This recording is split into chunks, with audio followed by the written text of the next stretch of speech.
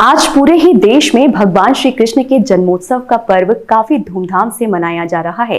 एक ओर जहां कृष्ण मंदिरों में भक्तों की काफी भीड़ देखी जा रही है, तो वहीं दूसरी ओर बाई का बगीचा स्थित प्रसिद्ध श्री गोपाल मंदिर में जन्माष्टमी पर्व पर कई तरह के कार्यक्रम आयोजित किए गए हैं। देखिए हमारी यह खास संवाददाता काजल गुप्ता देव के साथ रिपोर्ट। नमस्कार, आप देख रहे हैं सरल न्यूज़ और मैं हूं आपके साथ काजल गुप्ता देव।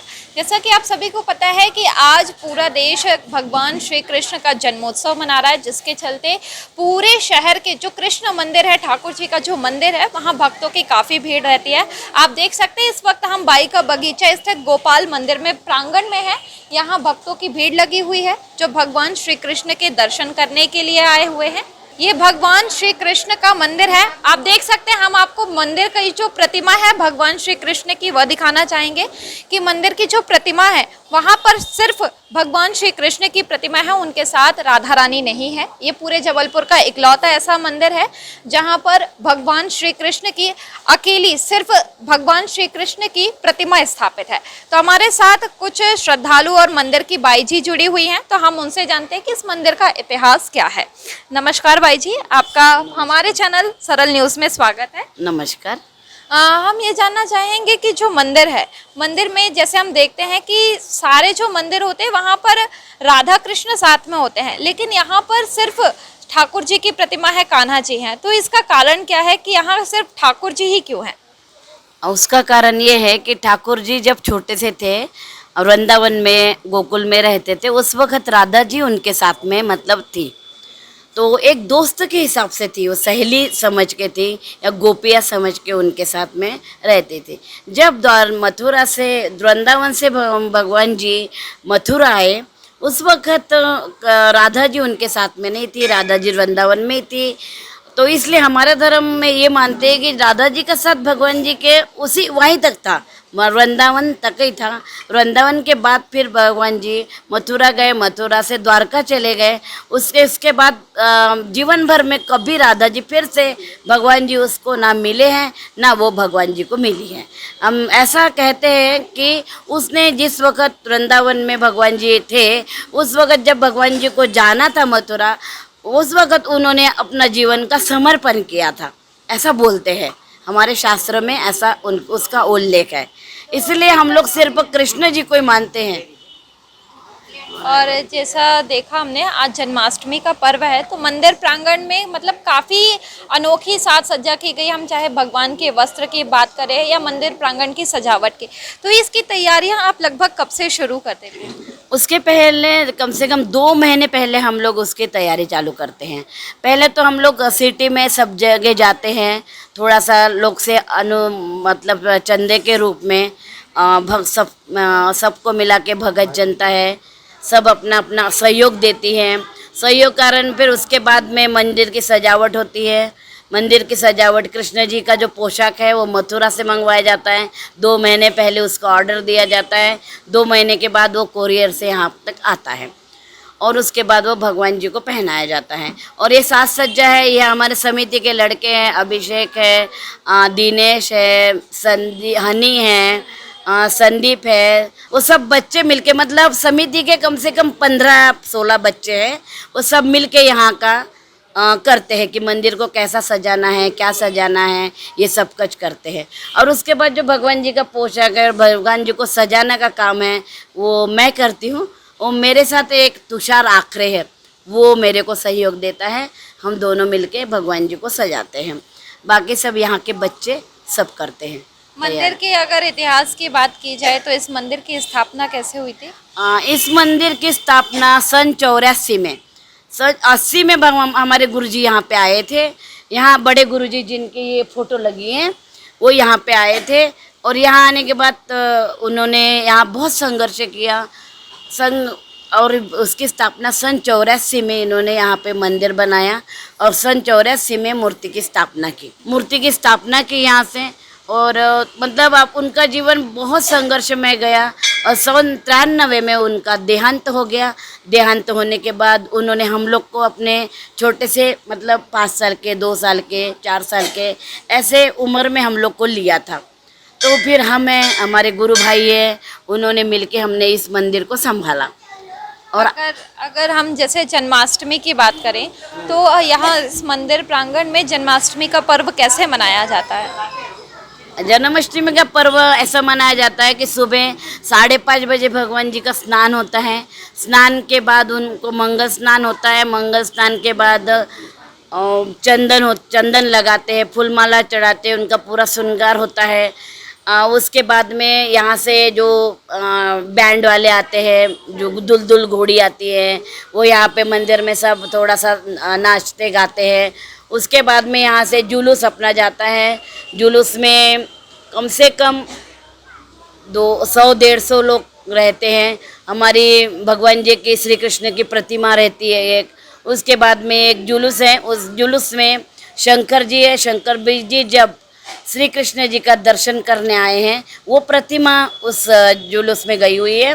और दूसरी प्रतिमा ये है कि श्री कृष्ण महाराज के द्रौपदी मतलब मीरा और राधा, इनका दोनों का वो राधा क्या वो गाना है ना, एक थी राधा, वो गाने का मतलब वो दूसरी झांकी का वो वर्णन किया हुआ है।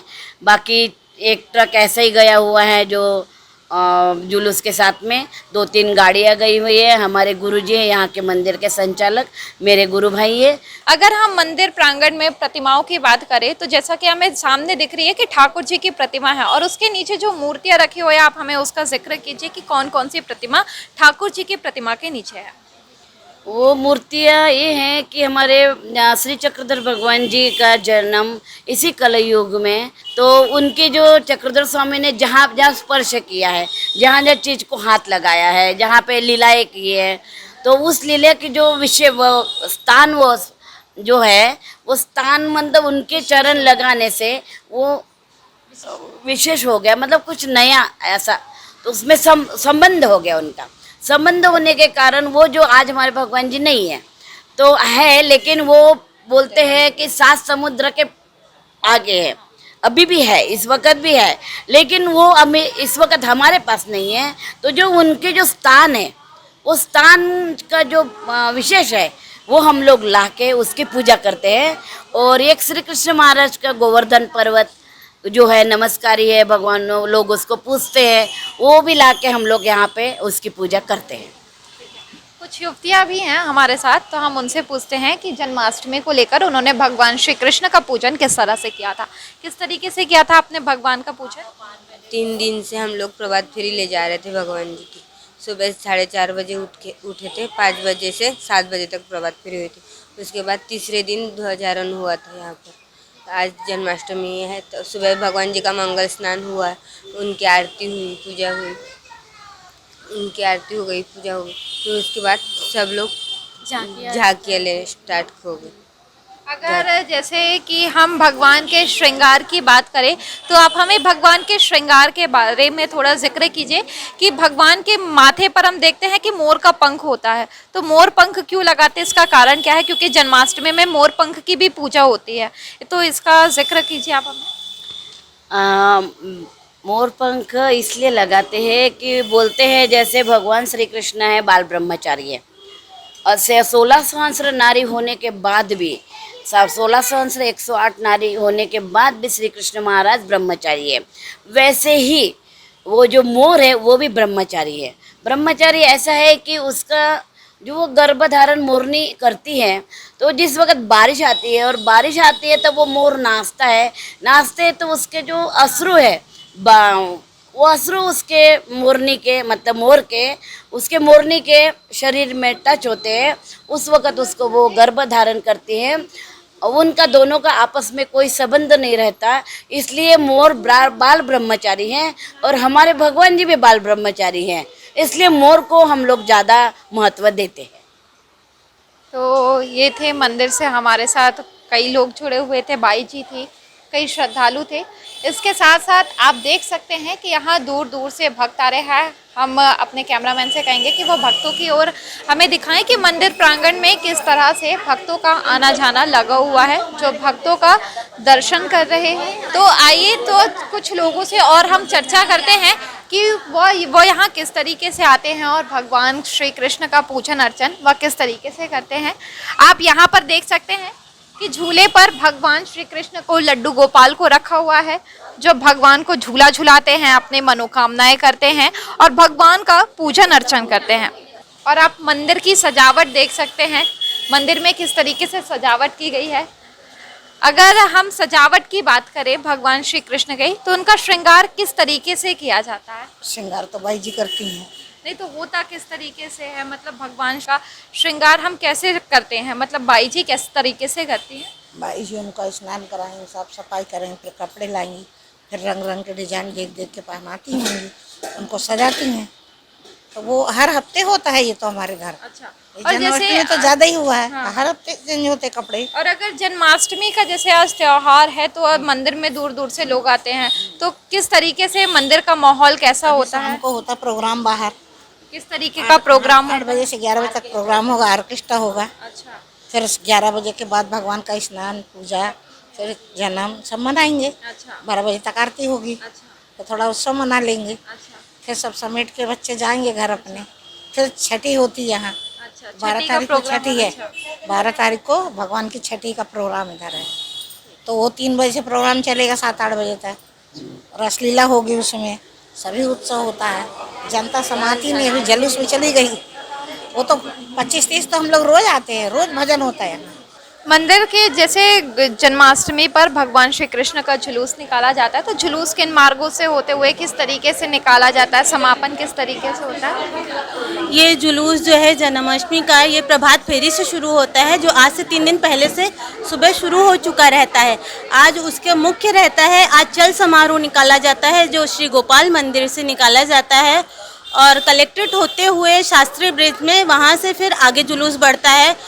आगे जा कर के सुनराही, मिलोनीगंज, हनुमान ताल से पूरा घूमते हुए जो चल समारोह वापस 7 बजे मंदिर में आके समाप्त होता है। तो किस तरीके से जो प्रभात फेरी है उसका समापन किस तरीके से मंदिर प्रांगण में होता है? सुबह 5:30 बजे भगवान जी का मंगल स्नान होता है। उसके बाद उन्हें झूले में बैठा करके यहाँ से सुबह 5:15 बजे प्रभात फेरी निकाली जाती है, जो विभिन्न गलियों में ये सुनाते हुए जा रहे हैं कि आनंद कंद श्री भगवान का जन्म उत्सव होने वाला है, तो आप लोग सभी इस धूमधाम से भाग लें।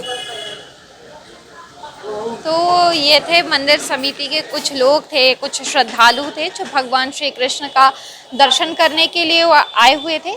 तो आज हमने जन्माष्टमी के खास अवसर पर आपको गोपाल मंदिर के दर्शन कराए, इस मंदिर के इतिहास के बारे में जाना और कुछ श्रद्धालुओं से भी हमने चर्चा की। कैमरामैन अमित पटेल के साथ काजल गुप्ता देव, सरल न्यूज़, जबलपुर।